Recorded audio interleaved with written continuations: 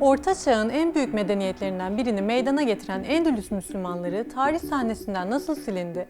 Aslında bu aşama aşama gerçekleşen bir süreçti.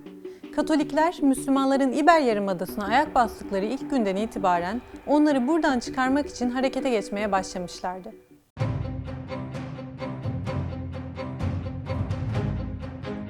...19 Temmuz 711'de İslam tarihinin dönüm noktalarından biri yaşandı. Tarık bin Ziyad komutasındaki Müslüman ordusu 7 gün süren büyük savaşın sonunda Vizigot kralını yenilgiye uğrattı. Bu tarihten sonra Endülüs toprakları Müslümanların kontrolü altına girmeye başladı.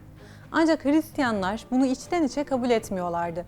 718'de Endülüs'ün kuzey kıyısındaki dağlarda bulunan mağaralarda Oviedo kralı Pelayo öncülüğünde bir araya geldiler ve Reconquista fikri ilk kez burada ortaya atıldı. Bu düşüncenin temeli Müslümanların er ya da geç İspanya topraklarından çıkarılmasına dayanıyordu. Bunun için Hristiyanlar yüzyıllar boyunca sürecek olan mücadelelerinin ilk adımlarını atmaya başladılar. 29 Mayıs 1085'te Endülüs'ün en önemli şehirlerinden biri olan Tuleytula, Kastilya ve Leon kralı 6. Alfonso tarafından işgal edildi. Bundan sonra işgaller hızla devam etti. 1118'de Zaragoza, 1148'de Tortosa ve Lerida, 1170'te de Teruel gibi belli başlı şehirler birer birer Müslümanların elinden çıktı. 16 Temmuz 1212'de gerçekleşen Las Navas de Tolosa Muharebesi'nde Katolikler galip geldi. 1230 yılında Kastilya ve Leon krallıklarının tekrardan birleşmesi Katoliklerin elini daha da güçlendirdi. Bu tarihten sonra saldırıların şiddeti artarak devam etti. 30 Haziran 1236 tarihinde Müslümanlar Endülüs'ün hem başkenti hem de önemli bir medeniyet merkezi olan Kurtuba'yı kaybettiler. İşgallerden sonra Müslümanların bir kısmı henüz Hristiyanların eline geçmemiş olan Endülüs şehirlerine taşındı. Bazıları ise Kuzey Afrika'ya göç etmeye mecbur kaldı. Göç edenler genelde şehrin ileri gelen ailelerine mensup ve ulema sınıfından kişilerdi. Katolikler tüm bu işgaller sırasında İspanya'da din ve ırk birliğini sağlama adı altında Endülüs Müslümanlarına yönelik kültürel asimilasyon sürecini başlattılar. 1300'de Müslümanların saçlarını dinlerini gösterecek şekilde kestirmeleri zorunlu kılındı. 1371 yılında Kastilya'da 2. Henry kıyafetlerine dinlerini gösteren bir işaret takmalarını emretti. Bu genellikle sol omuzlarında kırmızı bir daire şeklinde görülüyordu. Bu emrin uygulandığı yıllarda sokak aralarında pek çok Müslüman saldırıya uğrayarak hayatını kaybetti. 1388'de Palencia Konsili'nde Hristiyanlar resmi geçit yaparken hem Müslümanların hem de Yahudilerin dizleri üstüne çökmelerine ve tüm Hristiyan yortularını kutlamalarına karar verildi. Hristiyanlar ve Müslümanlar arasındaki tüm zaruret dışı komşuluk ilişkileri yasaklandı. Bu yasağa uymayanların ağır şekilde işkence göreceği açıklandı. 1412'de çıkarılan bir kanunname ile Müslümanların yalnızca tek kapısı olan, etrafı duvarlarla çevrili bir mahallede oturmaları zorunlu kılındı. Ama bunlar henüz hiçbir şey sayılırdı. 1492'de Nasriler yani Beni Ahmer Devleti'nin başkenti Gırnata, Katolik hükümdarlar Isabella ve Ferdinand'ın emriyle işgal edilip düşünce Müslümanların Endülüs'teki siyasi ve askeri varlığı sona erdi. Esas zorluklar bundan sonra baş gösterdi. Müslümanlara yönelik baskılar kademeli olarak artırıldı. Bir anda tüm Müslümanları sürgün etmek ya da öldürmek Katoliklere mantıklı gelmemişti. Çünkü Müslümanlar tarım, hayvancılık, kasaplık, marangozluk, dokumacılık, boyacılık ve daha pek çok iş kolunda kalifiyelerdi. Bu alanlarda Endülüs'ü kalkındıran Hristiyanlardan çok Müslümanlardı. İşte bu yüzden ekonomik anlamda sıkıntıya düşmek istemeyen Katolikler başlangıçta daha kademeli ve anlayışlı gibi gözüken bir asimilasyon politikası uyguladılar. Ama kısa süre sonra durum değişti. 12 Şubat 1502 tarihinde ilan edilen bir fermanla birlikte Kastilya ve civarında hiçbir Müslümanın kalmamasına karar verildi. Bu tarihten itibaren Kastilya'daki tüm Müslümanlar Hristiyan sayıldı. Yani insanlar dinlerinden vazgeçmeye zorlandı. Elbette Müslümanlar buna boyun eğmeyip birçok isyan düzenlemeye çalıştı. Ancak Katolikler bu isyanları kanlı bir şekilde bastırıyordu. Zamanla daha da ileri giderek Gırnata'dan başlayarak tüm Endülüs şehirlerinde Müslümanları toplu törenlerle zorla vaftiz etmeye başladılar. Bu vaftiz törenlerinden sonra Hristiyan olmaya zorladıkları Müslümanlara Christianos Convertidos de Moros yani daha kısa şekliyle Moriscos adı verildi. Moriscos tabiri kendi istekleriyle ya da kendi istekleri dışında Hristiyanlığa giren bütün Müslümanlar için kullanıldı. Ancak bu Müslümanlar kendi içlerinde inançlarını korumaya devam ediyordu. Katolikler, Moriskoların kalben Müslüman olduklarını ve evlerinde gizli gizli ibadetlerini gerçekleştirdiklerini çok iyi biliyordu. Bu yüzden onların tüm faaliyetlerini gözlemlemeye başladılar. Oruç tutmaları, defin merasimleri, dini bayramlar, düğünler, yeme içme adetleri ve diğer pek çok konuda İslam'a uygun yaşayanları tespit edip cezalandırıyorlardı. Cezalar elbette bir İspanyol geleneği haline gelen Engizisyon eliyle gerçekleştiriyordu. Mikel de Epazda'nın da belirttiği üzere Endülüs Müslümanlarının hakikaten din değiştirip gerçek birer Hristiyan olduklarına inanılmadığı için İspanyol Engizisyonu onları sürekli kontrol ediyordu. Müslümanlar mahkemenin acımasız soruşturmalarından korunmak ve bu uygulamalara karşı takınmaları gereken tavır için Kuzey Afrika'daki ulemaya başvuruyorlardı. Mesela hemen hemen bütün ibadethaneleri kapatıldığı halde namazlarını Secretas Mesquitas denilen gizli camilerde kılıyorlardı. Böylece bir araya gelmelerine engel olunamıyordu. Zaten bu ibadeti evlerinde de yerine getirebildiklerinden Engizisyon namaz konusunda onları kısıtlamakta başarılı olamamıştı. Pazar günleri kiliseye ayine gitmeleri, İslam'a göre haram olan yiyecek ve içecekleri tüketmeleri zorunluydu. Bunları yapmayanlara Muhammed'in cemaati adı veriliyor ve hepsi sorgulanıyordu.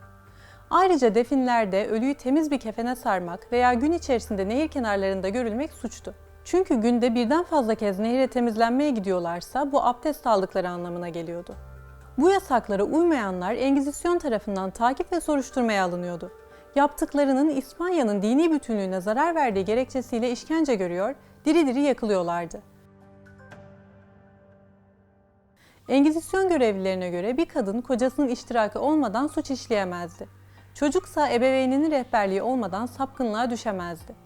Yani ailenin bir ferdi mahkemenin eline düştüğünde geri kalanı da onu takip ederdi. Tüm aile bireyleri işlemlerin en sonunda götürüldükleri auto de fe töreninde karşılaşırlardı. Mahkumlar Katoliklerin karşısında af dileyip samimi şekilde Hristiyan olduğunu kanıtlayamazlarsa yakılması için devlet görevlilerine teslim ediliyorlardı.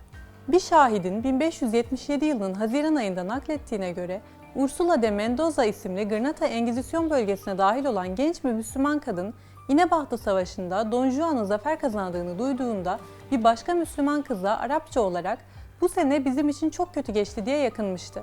Bu da Müslümanlar için çok kötü geçtiği anlamını taşıdığından genç kız Engizisyon'un takibine alınmıştı.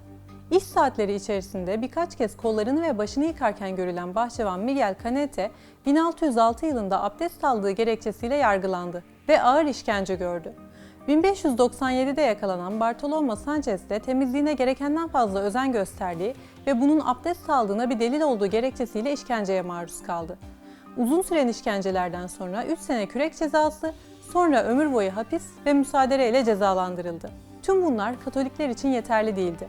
Ne kadar baskılasalar da Müslümanların Endülüs topraklarında yeniden güç kazanmasından ve Katolik yönetime karşı başarılı olmalarından hep korkuyorlardı.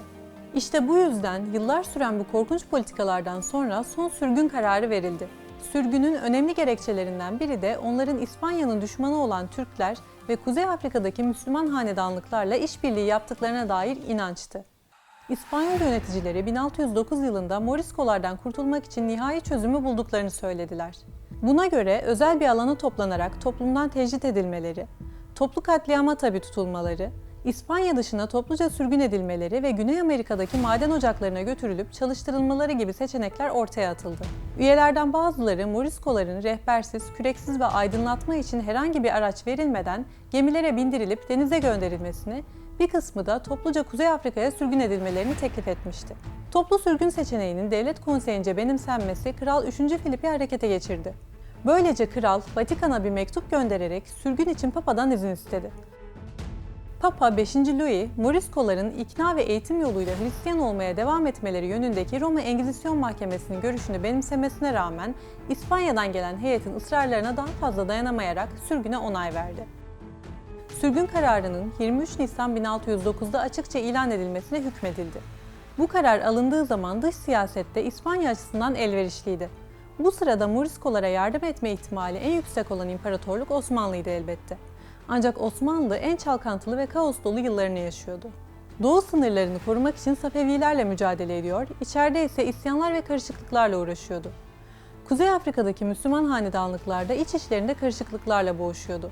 İngiltere, İspanyollarla sadakat anlaşması yapmış, Fransızlar ise tek başlarına İspanya'ya karşı savaşı başlatacak gücü kendinde bulamamıştı. Yani İspanya, dış işleri açısından en rahat döneminde bu sürgün kararını almıştı. İspanya Kralı 3. Filip, yerel yöneticilere gönderdiği fermanda Moriskoların neden sürgün edilmeleri gerektiği konusunda açıklamalarda bulunuyordu.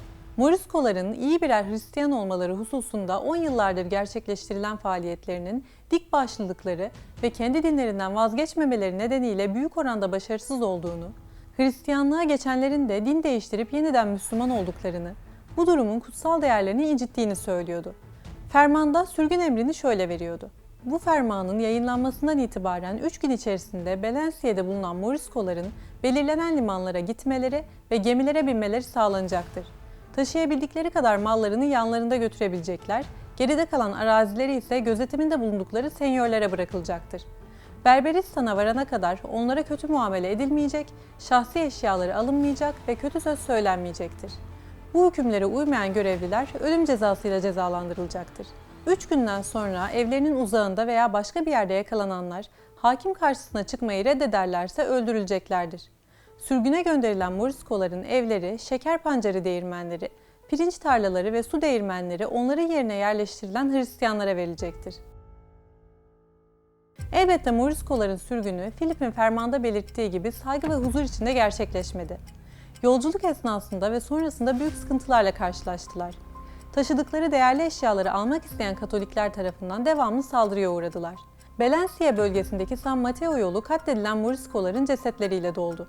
Avrupa ve Afrika topraklarına göç eden Moriskoların bir kısmı da bu sırada yaygın olan veba ve benzeri bulaşıcı hastalıklar nedeniyle hayatını kaybetti. Fransa'ya ulaşan on binlerce Morisko hastalık taşıdıkları gerekçesiyle bazı bögelere girişlerine izin verilmeyince soyguncu çetelerin hedefi haline getirilerek can güvenlikleri tehlikeye atıldı. İspanya'dan bir an evvel ayrılmak isteyen Moriskolarsa gemi kaptanlarıyla ücret karşılığı anlaşarak Kuzey Afrika'ya göç etmek istedi.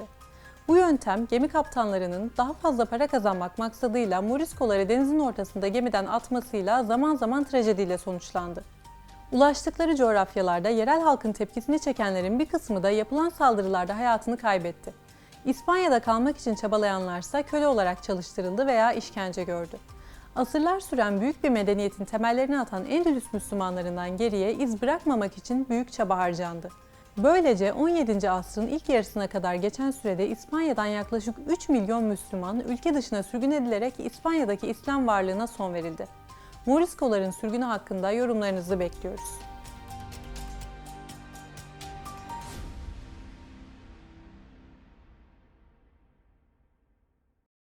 Katolikler, Müslümanların İber Yarımadası'na ayak bastıkları ilk günden itibaren onları buradan çıkarmak için harekete geçmeye